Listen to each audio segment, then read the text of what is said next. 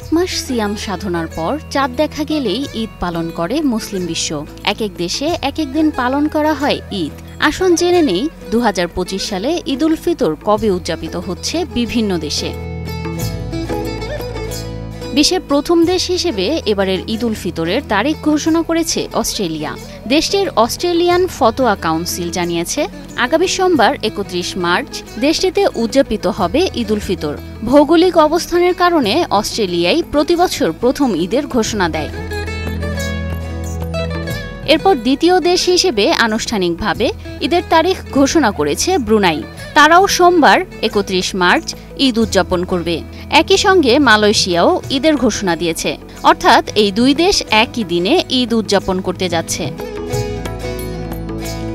কিন্তু ভারত, পাকিস্তান ও ইন্দোনেশিয়ায় 29 মার্চ দেখা যায়নি শাওয়াল মাসের চাঁদ। তবে এই দেশগুলো 31 মার্চ ঈদ উদযাপন করবে বলে ঘোষণা করেছে।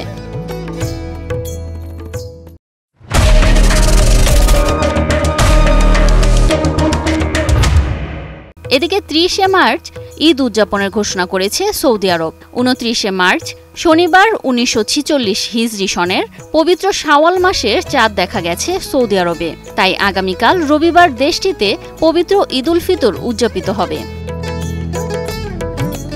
রেওয়াজ অনুযায়ী সৌদি আরবে ঈদ উদযাপনের পরদিন বাংলাদেশে ঈদ উদযাপিত হয়। সেক্ষেত্রে 31 মার্চ সোমবার বাংলাদেশে ঈদ উদযাপিত হওয়ার শঙ্কা প্রবল। তবে বাংলাদেশে কবে ঈদ উল ফিতর উদযাপিত হবে 30 মার্চ চাঁদ দেখা কমিটি সভায় নির্ধারণ হবে। শিলা আক্তার, নিউজ 24।